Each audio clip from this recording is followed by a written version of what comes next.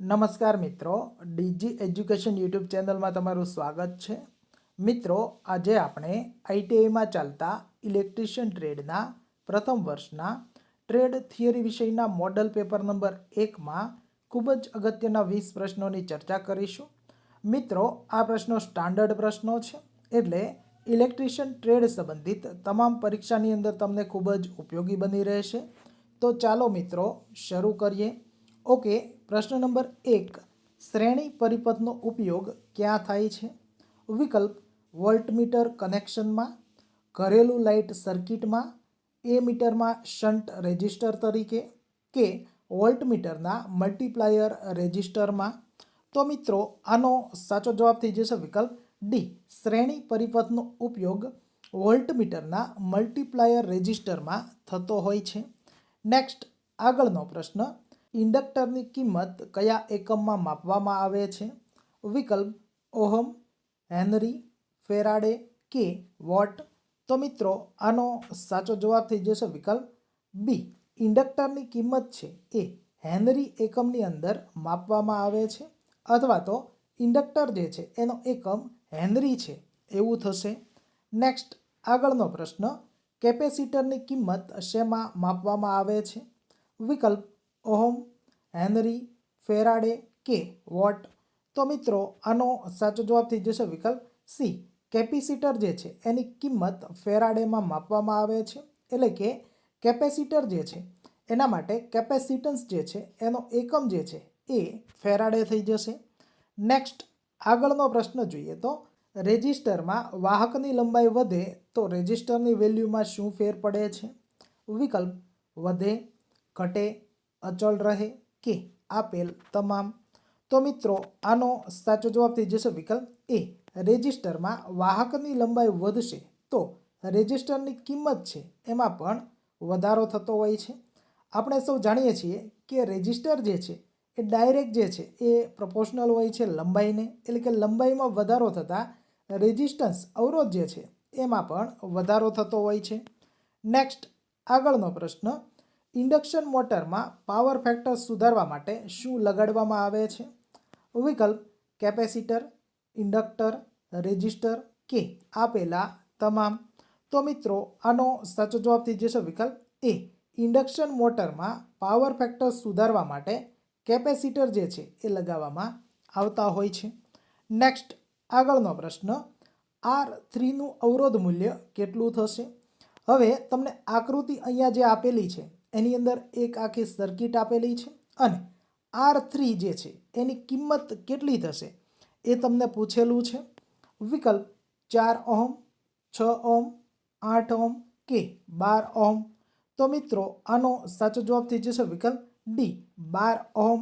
હવે 12 ઓહમ જે છે એ જવાબ કેવી રીતે આવશે એની આપણે ગણતરી કરીએ તો અહીંયા જે તમને સર્કિટ આપેલી છે એમાં આપણે સૌથી પહેલાં કુલ અવરોધ આર જે છે એને શોધવો પડશે. તો તમે જુઓ છો, વોલ્ટેજ તમને 24 વોલ્ટ આપેલો છે સર્કિટનો, અને જે કરંટ છે એ 12 એમ્પિયર છે. તો કુલ અવરોધ આર બરાબર જે છે એ શું થશે? તો કે વીના છેદમાં આઈ, એટલે કે વોલ્ટેજ જે છે એ તમને 24 વોલ્ટ આપેલો છે, અને જે કરંટ છે એ 12 એમ્પિયર આપેલો છે. તો 12 અને 24 એને તમે ભાગાકાર સ્વરૂપે લેશો તો 2 ઓહમ એ જે છે એ તમને જવાબ મળશે. મતલબ કે કુલ અવરોધ જે છે એ 2 ઓહમ જેટલો છે. આ કિંમત તમને મળી ગઈ. હવે R1 જે છે એ 4 ઓહમ છે, R2 જે છે એ 6 ઓહમ છે, અને R3 જે છે એ તમારે શોધવાનો છે. અને અહીંયા જે R1, R2 અને R3 ત્રણેય અવરોધ જે છે એ એકાબીજીને સમાંતર છે. તો આપણું સૂત્ર બની જશે કે 1/R બરાબર 1/R1 વત્તા 1/R2 વત્તા 1/R3. હવે R3 જે છે એની કિંમત તમારે શોધવાની છે. આપણે આરની કિંમત મેળવી તો 1/2 બરાબર 1/4 વત્તા 1/6 વત્તા 1/R3. આનું તમે સાદુરૂપ આપશો અને એનું તમે સોલ્યુશન કરશો એટલે આનો જવાબ જે છે એ 12 ઓહમ છે એ તમને મળી જશે. મતલબ કે R3 જે છે એની કિંમત 12 ઓહમ થશે. આગળનો પ્રશ્ન, સર્કિટ બ્રેકરમાં આર્ક ક્વેન્ચિંગ સુરક્ષા માટે કયા પ્રકારના રેઝિસ્ટરનો ઉપયોગ થાય છે? વિકલ્પ વેરિસ્ટર્સ, સેન્સિસ્ટર, થર્મોસ્ટર્સ કે લાઇટ ડિપેન્ડન્ટ રેઝિસ્ટર્સ. તો મિત્રો આનો સાચો જવાબ થઈ જશે વિકલ્પ એ. સર્કિટ બ્રેકરમાં આર્ક ક્વેન્ચિંગ સુરક્ષા માટે વેરિસ્ટર્સ પ્રકારના રેઝિસ્ટરનો ઉપયોગ થતો હોય છે. નેક્સ્ટ આગળનો પ્રશ્ન, નીચે પૈકી કયો એક ઇન્ડક્શન મોટરનો પ્રકાર નથી? વિકલ્પ slip rings, squirrel cage, wound rotor કે સિંક્રોનસ. તો મિત્રો આનો સાચો જવાબ થઈ જશે વિકલ્પ ડી. સિંક્રોનસ જે છે એ ઇન્ડક્શન મોટરનો પ્રકાર નથી. નેક્સ્ટ આગળનો પ્રશ્ન, શ્રેણી પરિપથમાં ઓપન રેઝિસ્ટર પર શું અસર થાય છે? વિકલ્પ ઓપન રેઝિસ્ટર પર કોઈ અસર થતી નથી. ઓપન રેઝિસ્ટરમાં કુલ સર્કિટ કરંટનું વહન થશે. ઓપન રેઝિસ્ટરમાં બંને બાજુ ટોટલ સર્કિટ વોલ્ટેજ દેખાશે કે ઓપન રેઝિસ્ટરમાં બંને બાજુ કોઈ વોલ્ટેજ દેખાશે નહીં. તો મિત્રો આનો સાચો જવાબ થઈ જશે વિકલ્પ સી. શ્રેણી પરિપથમાં ઓપન રેઝિસ્ટર જે છે એ હોય ત્યારે ઓપન રેઝિસ્ટરમાં બંને બાજુ ટોટલ સર્કિટ વોલ્ટેજ જે છે તમને દેખાશે. નેક્સ્ટ આગળનો પ્રશ્ન, અર્થિંગ વાયરનો કલર કેવો હોય છે? વિકલ્પ લાલ, લીલો, સફેદ કે પીળો. તો મિત્રો આનો સાચો જવાબ થઈ જશે વિકલ્પ બી. અર્થિંગ વાયરનો કલર જે છે એ લીલો હોય છે. નેક્સ્ટ આગળનો પ્રશ્ન, જે રેઝિસ્ટરમાં તાપમાનના વધારા સાથે અવરોધમાં વધારો થતો હોય તે રેઝિસ્ટરનું નામ જણાવો. વિકલ્પ વેરિસ્ટર્સ, સેન્સિસ્ટર્સ, થર્મિસ્ટર્સ, લાઇટ ડિપેન્ડન્ટ રેઝિસ્ટર. તો મિત્રો આનો સાચો જવાબ થઈ જશે વિકલ્પ બી. સેન્સિસ્ટર્સ. એટલે કે સેન્સિસ્ટર એવું રેઝિસ્ટર છે કે જેની અંદર તાપમાનના વધારા સાથે અવરોધ જે છે એનો વધારો થતો હોય છે. નેક્સ્ટ આગળનો પ્રશ્ન, એલ્યુમિનિયમ એ વિદ્યુતનું ખાલી જગ્યા છે. વિકલ્પ વાહક, અવાહક, અર્ધવાહક કે આપેલ એક પણ નહીં. તો આપણે સૌ જાણીએ છીએ એના મુજબ આનો સાચો જવાબ થઈ જશે વિકલ્પ એ. એલ્યુમિનિયમ જે છે એ વિદ્યુતનું વાહક છે. નેક્સ્ટ આગળનો પ્રશ્ન, ડીસી પ્રવાહમાં ફ્રીક્વન્સી કેટલા હર્ટ્ઝ હોય છે? વિકલ્પ 50, 60, 0 કે 1. તો મિત્રો આનો સાચો જવાબ થઈ જશે વિકલ્પ સી. ડીસી પ્રવાહમાં ફ્રીક્વન્સી 0 એટલે કે 0 હોય છે. તમે ડીસી પ્રવાહ છે એનો ચાર્ટ જુઓ તો આ પ્રકારે એ ફ્લેટ હોય છે, મતલબ કે એમાં કોઈ પણ પ્રકારની ફ્રીક્વન્સી જોવા મળતી નથી, એટલે 0 હોય છે.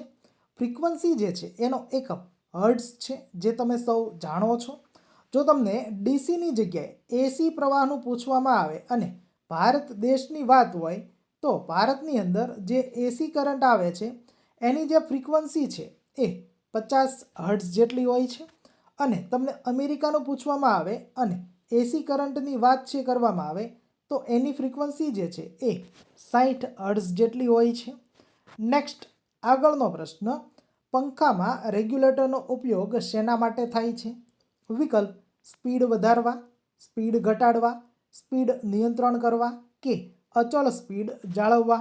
તો મિત્રો આનો સાચો જવાબ થઈ જશે વિકલ્પ સી. સ્પીડ નિયંત્રણ કરવા.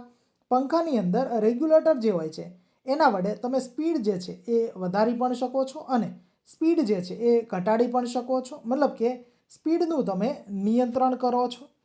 નેક્સ્ટ આગળનો પ્રશ્ન જોઈએ તો, બે ઓલ્ટરનેટરના સમાંતર જોડવા શેની વેલ્યુ સરખી હોવી જોઈએ? વિકલ્પ વોલ્ટેજ, કરંટ, પાવર ફેક્ટર કે પાવર રેટિંગ. તો મિત્રો આનો સાચો જવાબ થઈ જશે વિકલ્પ એ. બે ઓલ્ટરનેટરના સમાંતર જોડવા માટે વોલ્ટેજ જે છે એની કિંમત સરખી હોવી જોઈએ. નેક્સ્ટ આગળનો પ્રશ્ન જોઈએ તો, મેગરનો ઉપયોગ શેના માપન માટે થાય છે? વિકલ્પ રેઝિસ્ટન્સ, કેપેસિટન્સ, ઇન્ડક્ટન્સ કે કરંટ. તો મિત્રો આનો સાચો જવાબ થઈ જશે વિકલ્પ એ. મેગરનો ઉપયોગ રેઝિસ્ટન્સ એટલે કે અવરોધ માપવા માટે થતો હોય છે. નેક્સ્ટ આગળનો પ્રશ્ન, એસી પ્રવાહનું ડીસીમાં રૂપાંતર કરવા કયા સાધનનો ઉપયોગ થાય છે? વિકલ્પ રેક્ટિફાયર, ઇન્વર્ટર, સાયક્લો કન્વર્ટર કે આપેલ તમામ. તો મિત્રો આનો સાચો જવાબ થઈ જશે વિકલ્પ એ. રેક્ટિફાયર. રેક્ટિફાયર એવું સાધન છે જે એસી પ્રવાહને ડીસીની અંદર રૂપાંતરિત કરે છે? નેક્સ્ટ આગળનો પ્રશ્ન, મેગ્નેટિક ફ્લક્સનો એકમ કયો છે? વિકલ્પ એમએમએફ, ઈએમએફ, વેબર કે ટેસ્લા? તો મિત્રો આનો સાચો જવાબ થઈ જશે વિકલ્પ સી, વેબર. મેગ્નેટિક ફ્લક્સ જે છે એનો એકમ વેબર હોય છે. એમએમએફ જે છે એનું પૂરું નામ થઈ જશે મેગ્નેટિક મોટિવ ફોર્સ, અને ઈએમએફ જે છે એનું પૂરું નામ થઈ જશે ઇલેક્ટ્રોમોટિવ ફોર્સ. નેક્સ્ટ આગળનો પ્રશ્ન જોઈએ તો ડીસી પ્રવાહમાં પાવર ફેક્ટર કેટલો હોય છે? વિકલ્પ લીડિંગ, લેગિંગ, યુનિટી કે આપેલ એક પણ નહીં? તો મિત્રો આનો સાચો જવાબ થઈ જશે વિકલ્પ સી, યુનિટી. મતલબ કે એક ડીસી પ્રવાહમાં પાવર ફેક્ટર જે છે એ એક એટલે કે યુનિટી જેટલો હોય છે. નેક્સ્ટ આગળનો પ્રશ્ન, મેગ્નેટિક સર્કિટમાં રિલક્ટન્સ તો ઇલેક્ટ્રિક સર્કિટમાં ખાલી જગ્યા? વિકલ્પ રેઝિસ્ટન્સ, કેપેસિટન્સ, ઇન્ડક્ટન્સ કે કરંટ? તો મિત્રો આનો સાચો જવાબ થઈ જશે વિકલ્પ એ, રેઝિસ્ટન્સ. જે રીતે ઇલેક્ટ્રિક સર્કિટ જે છે એમાં અવરોધ જે છે એને આપણે રેઝિસ્ટન્સ કહીએ છીએ, એવી જ રીતે મેગ્નેટિક સર્કિટ જે છે એની અંદર જે અવરોધ હોય એને રિલક્ટન્સ કહેવામાં આવે છે. નેક્સ્ટ આગળનો પ્રશ્ન, 1 કિલોવોટ પર અવર બરાબર ખાલી જગ્યા? વિકલ્પ 1 યુનિટ, 1000 યુનિટ, 1 જૂલ કે 1 ન્યૂટન? તો મિત્રો આ જે પ્રશ્ન છે એનો જવાબ તમારે મને કોમેન્ટ બોક્સમાં કોમેન્ટ સ્વરૂપે જણાવવાનો છે. આ હતા આ પેપરના ખૂબ જ અગત્યના પ્રશ્નો. જો તમારે આ તમામ પ્રશ્નો છે એની પીડીએફ ફાઇલ જોતી હોય તો તમે અમારી ટેલિગ્રામ ચેનલમાં જોડાઈ શકો છો, જેની લિંક વિડીયોના ડિસ્ક્રિપ્શન બોક્સની અંદર આપેલી છે. Thank you for watching friends.